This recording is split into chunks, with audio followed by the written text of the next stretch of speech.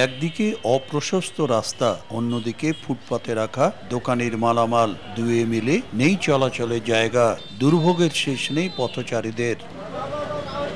নীলফামারী সৈয়দপুরের 4টি প্রধান সড়কের একই চিত্র। ফুটপাত দখল করে মালামালে পসরা সাজিয়ে বসেছেন ব্যবসায়ীরা। আর সড়কের ধারণ ক্ষমতার 3 গুণ বেশি যানবাহন চলাচল করায় সৃষ্ট যানবাহনে নাকাল শহরবাসী। ডিভাইডার দিয়ে একমুখী চলাচলের ব্যবস্থা করলেও কাজে আসছে না। দোকান তো সম্পূর্ণ রাস্তার উপর, কিন্তু চলাফেরা খুব কষ্ট। পথচারী চলার জন্য কোনো জায়গাই নেই। এখানে গ্যাঞ্জামের কারণে থাকা হয় না। কখনো কখনো 25 মিনিট 30 মিনিট সময় লাগতো 3 মিনিটের রাস্তা বা 2 মিনিটের রাস্তা। এখন এই ডিভাইডার দেওয়ার কারণে এটি অনেক উপকৃত হয়েছে।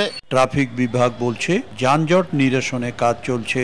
আর রোডস অ্যান্ড হাইওয়ে বিভাগকে সড়ক মেরামতের পরামর্শ পৌর প্রকৌশলীর। পাবলিক যদি সচেতন হয় এবং আমরা যদি কিছু কার্যক্রম পরিচালনা করি, তাহলে যে প্রতিবন্ধকতাগুলো আছে এই প্রতিবন্ধকগুলো আমরা ম্যানেজ করতে পারবো। কুন্দল ব্রিজ থেকে আপনার বাস টার্মিনাল পর্যন্ত রাস্তার 2 পাশ প্রশস্ত করার জন্য আমার মনে হয় যে এই কাজটা যদি রোডস অ্যান্ড হাইওয়ে করে দেয়, তাহলে দেখা যাবে যে হয়তো যানজট আরও কিছুটা সহনীয় পর্যায়ে আসবে।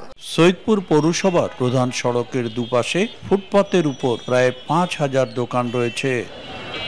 শাকির হোসেন বাদল, সময় সংবাদ, নীলফামারী।